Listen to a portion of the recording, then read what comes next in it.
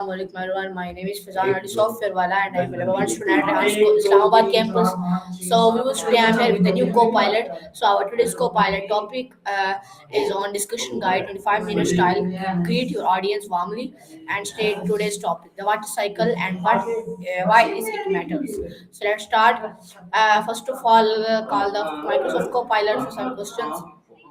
Okay, Microsoft Copilot. What is the water cycle and what is the water cycle? Why is the water cycle often called natural?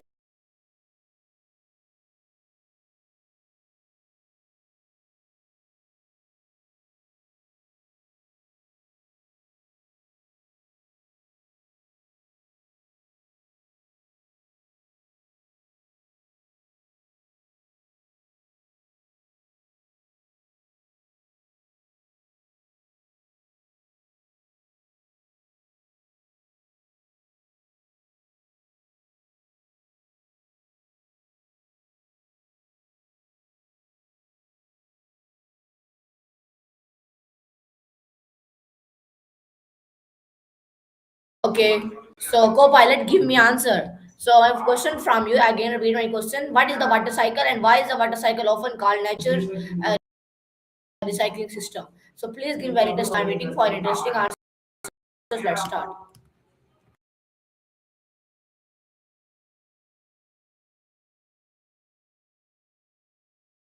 All right, let's dive into the cycle. Imagine it's like nature's program. Water evaporates from oceans, lakes, and rivers, travels up into the atmosphere, condenses into clouds, and then falls back down as rain or snow. The reason we call it nature's recycling system is that it's the same water being used over and over again. It's like Earth never H2O, it just keeps recycling what it already has. So, yeah, the water in your glass a dinosaur once drank. Pretty cool, right? So tell me, is this a new fact for you, or did you already have a hunch about it?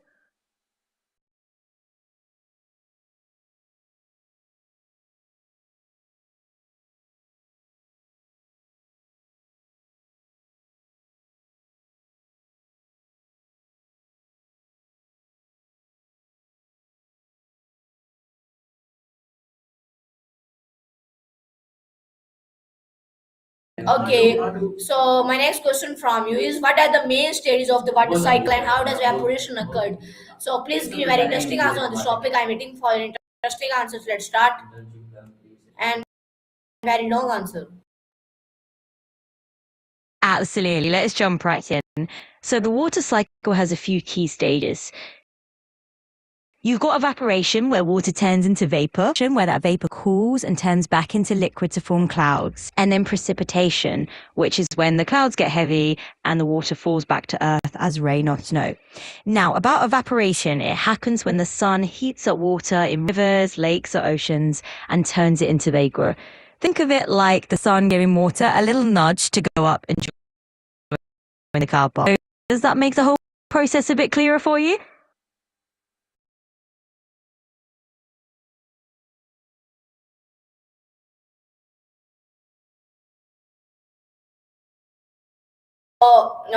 Pilot, my next question from you is what role does the water cycle and what happens during condensation? So please give me very interesting answer on this topic. I'm waiting for your interesting answers. Let's start. All right, let's on into the spotlight here. Basically, the engine of the water cycle. It provides the energy that drives evaporation, heating up water and sending it skyward as vapor. Now, condensation is where the magical transformation happens. When that warm water vapor rises and hits cooler air, it turns back into tiny droplets of liquid, forming clouds. It's a bit like the water vapor is throwing on its winter coat as it moves up into the cooler heights. So, how's that landing with you?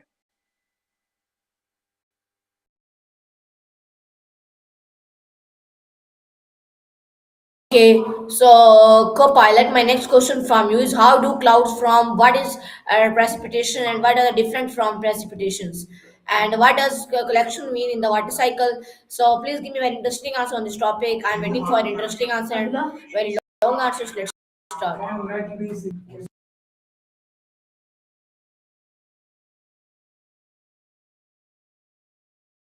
Absolutely. Let's break that down. So clouds are like nature's storage units. They form when water vapor cools and condenses into tiny water droplets, ice crystals.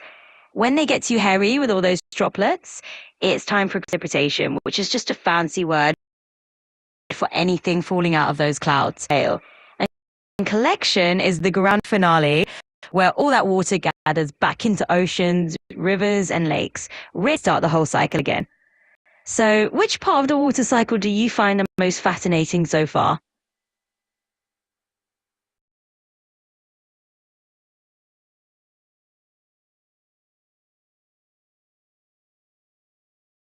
So my next question from you is why is the water cycle essential for life on Earth, and how does the water cycle support plants? So please give me an interesting answer on this topic.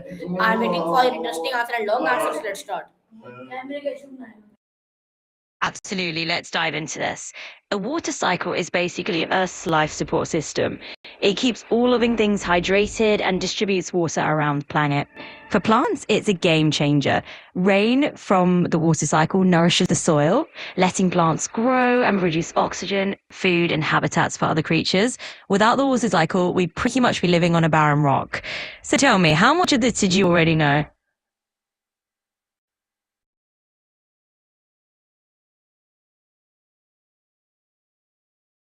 That's really good answer.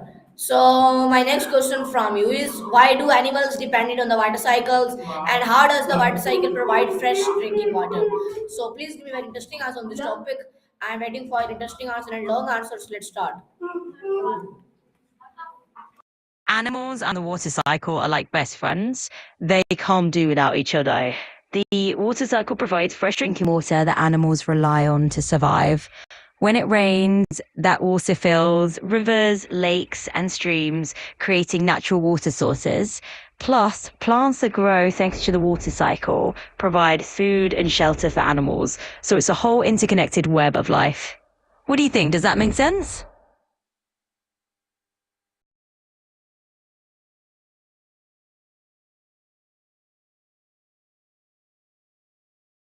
Okay, so Pilot, my next question from you is what would happen if the water cycle stopped, and how does the water cycle help regulate Earth temperature? So please give me very interesting answer and very long answer on this topic. I'm waiting for an interesting and long answers. Let's start.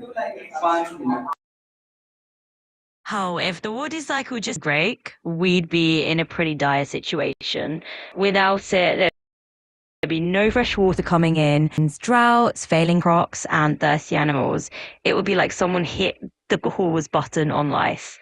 Now, on the temperature front, the water cycle helps regulate Earth's climate by distributing heat. When water evaporates, it absorbs warmth, cooling the surface, and when it condenses, it releases that heat back into the atmosphere. So it's a big part of why our planet's temperatures don't go haywire. It's pretty fascinating stuff, right? How are you feeling about all this? Okay, so my next question from you is why is rainfall important for agriculture, and how does groundwater fill into the water cycle? So please give me very interesting answer on this topic. I'm waiting for interesting answer and long answers. Let's start. Oh, you're really digging into the good stuff. So, rainfall is like liquid gold for agriculture. It's the most natural and cost effective way to water crops. Without it, farmers have to rely on irrigation, which can be expensive and less sustainable. And groundwater is like Earth's hidden reservoir. It seeps down through the soil and is stored underground, and then it can be tapped into during drier times. It's all part of the water cycle's way of ensuring there's a backup plan. So, does that give you a good picture?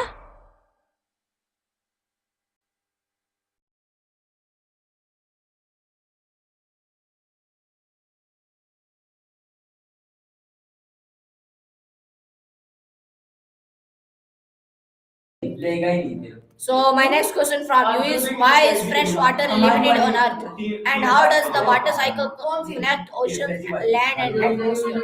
So please give me very interesting answer on this topic and very merciful and fully long answer on this topic. So let's start. Freshwater is like the rare gem of the planet's water collection. It's limited because most of Earth's water, about 97%, is saltwater in oceans. Only around 3% is freshwater, and of that, just a small fraction is easily accessible in rivers and lakes. The water cycle is the ultimate connector. It moves water from oceans to the atmosphere, then to the land as precipitation, and eventually back again. It's a beautiful cycle that keeps everything in balance. So how's Ox sitting with you?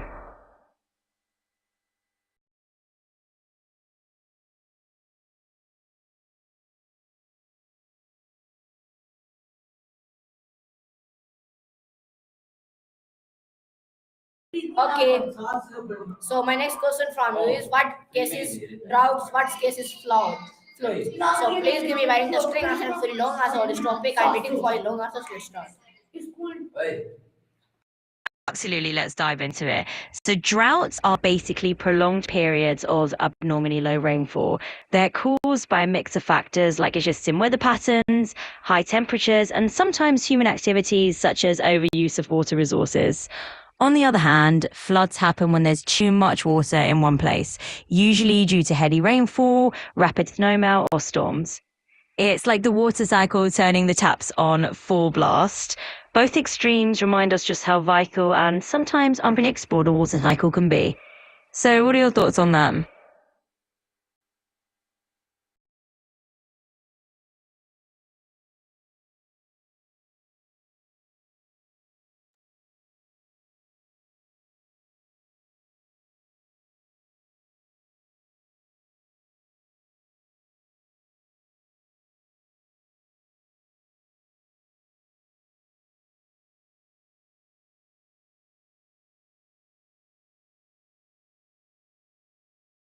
Well, let's get into it. Droughts and floods are indeed two sides of the same water cycle coin. Essentially, when the cycle in out of balance, you get these extremes. If there's not enough precipitation over time, you end up with droughts. If there's too much rain all at once or within a short period, hello floods. Now, monsoons are another piece of the puzzle. They're seasonal winds that bring heavy rains to certain regions, like South Asia. During monsoon season, the water cycle goes into high gear, transporting moisture from the ocean to the land, which can be both a blessing and a challenge for the areas affected. So does that paint a clear picture for you?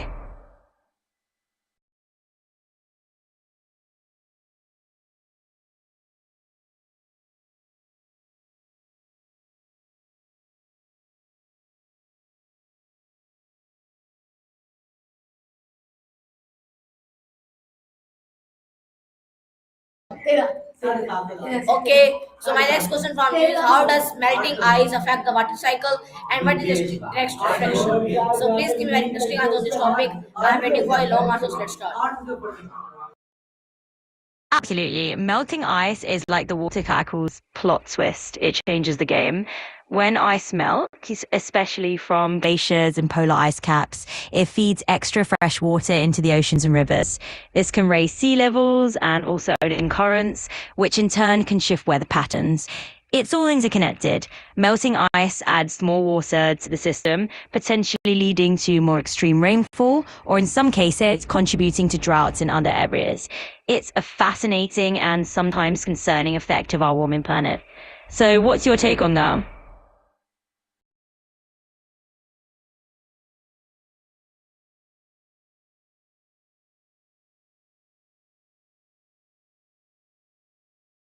Okay. So my next question from you is, how does the water cycle impact weather patterns, and why do some regions receive more rains than others?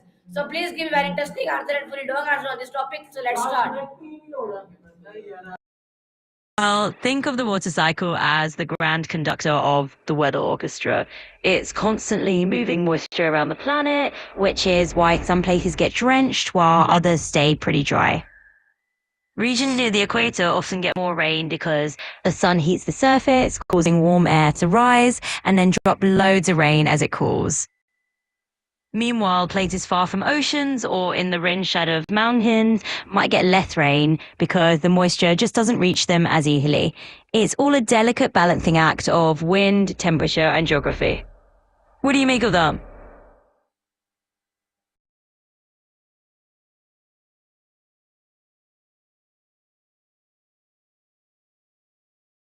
Okay.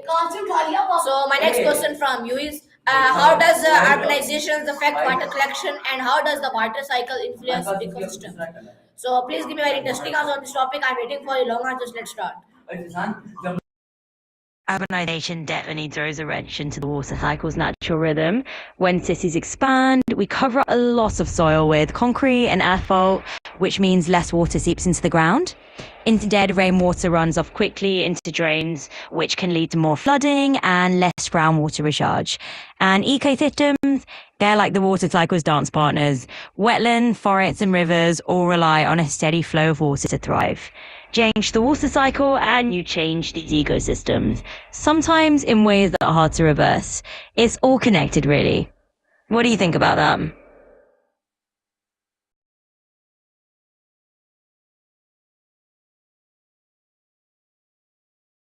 Okay, that's really great. So my next question from you is, how does climate change disrupt the water cycle, and why does global warming increase evaporation? So this was our question. So please be very interesting on this topic. I'm waiting for your answers. Let's start. Climate change is like giving the water cycle a bit of a wild ride. As global temperatures rise, the heat cranks up evaporation rates. Basically, water from oceans, lakes, and even soil turns into vapor faster than before. This extra moisture in the air can lead to more intense storms and deadlier rainfall in some places, while leaving other regions drier than ever. It's like turning up the volume on weather extremes. And that's how climate change reshuffles the deck for the water cycle, making wet places wetter and dry places drier. So how does that sound to you?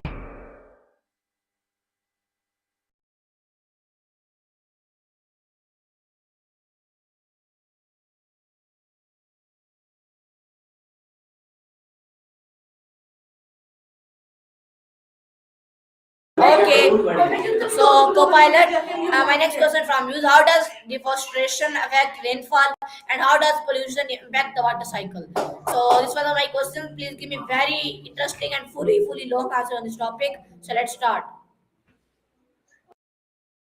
Absolutely. Let's dive into that. So, deforestation is like taking away the water cycle's green gardens. Trees play a huge role in reducing moisture into the air through transpiration, which basically helps to create local rainfall.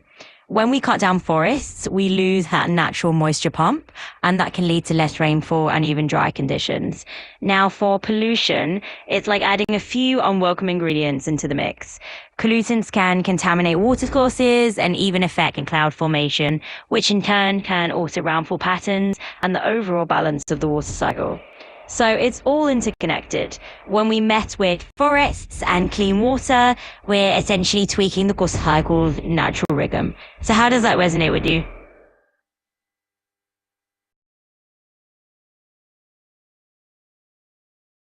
Okay, so co-pilot, my next question from you is, what happens when water sources become contaminated, and how do factories and industries affect water quality? So please give me very interesting answer on this topic and fully long answers. Let's start. Well, when water sources get contaminated, it's like throwing a wrench into the gears of the ecosystem. Pollutants can come from all sorts of sources: factories, agricultural runoff, even everyday household waste.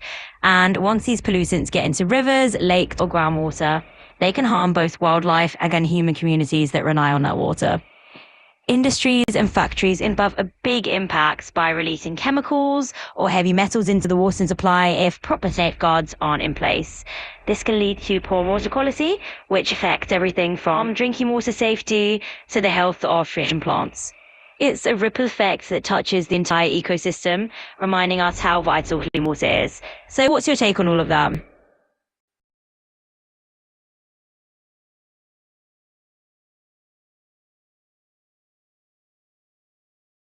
Okay. So my next question from you is, why is plastic pollution harmful to water systems, and how do human activities reduce freshwater availability? So this was my question. Please give very interesting answer, very long answer on this topic. I'm waiting for your long answer and very interesting answers. Let's start. Abdullah? Okay, so plastic pollution is a huge troublemaker in water systems because it just doesn't go away. Instead, it breaks down into tiny pieces called microplastics that can hang around for hundreds of years. These little particles can get eaten by fish and other aquatic animals, moving up the food chain and potentially even ending up on our din plates. Not exactly appetizing, right? Plus, when plastic clogs up waterways, it can disrupt the flow of water and harm habitats. Now, human activities can reduce freshwater availability in all sorts of ways. Overusing rivers for irrigation, polluting lakes with chemicals, or draining aquifers faster than they can be replenished. It's like taking more water out of the bank, then we're pissing back in, and eventually we run low on that precious resource. So what are your thoughts on all of that?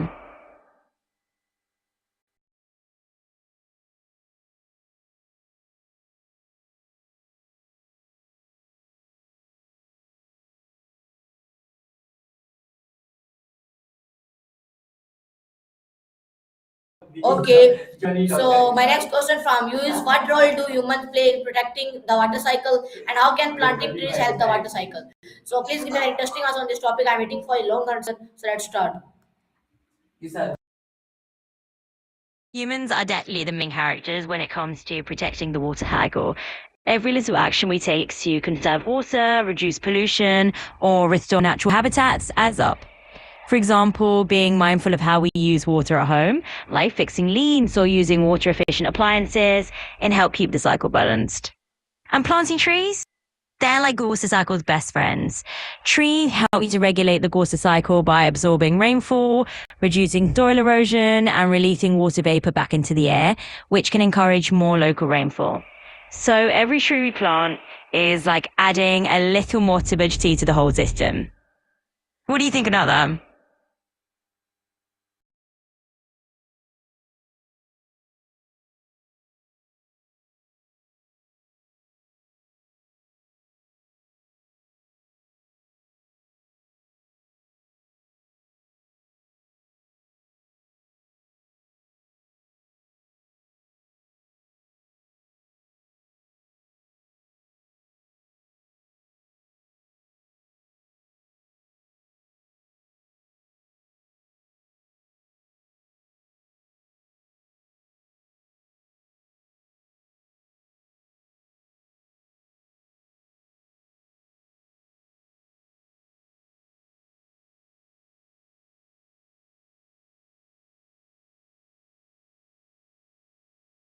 Okay. So my next question from you is, what are simple ways to save water at home, and why is water conservation important? So this was my question. Please give me very interesting answer on this topic. I'm waiting for a long answer. And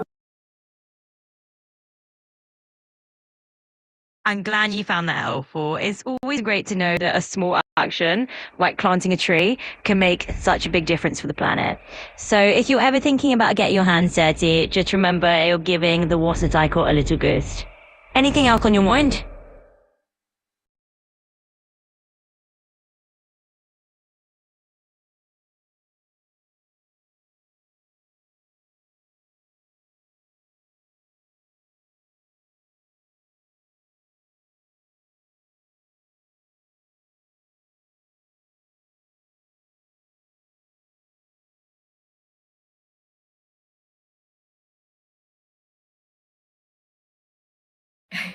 okay, so Copilot.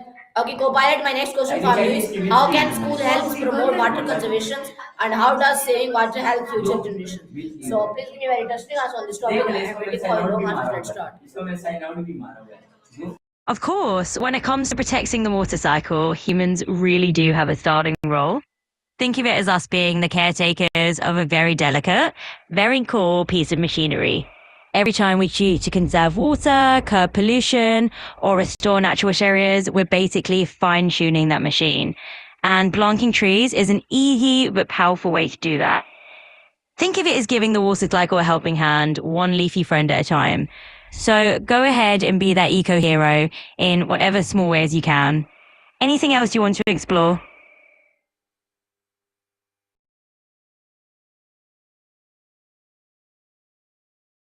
Okay, so this was our co-pilot. I hope you like it. I mean, the new Maya, new co-pilot. So new topic.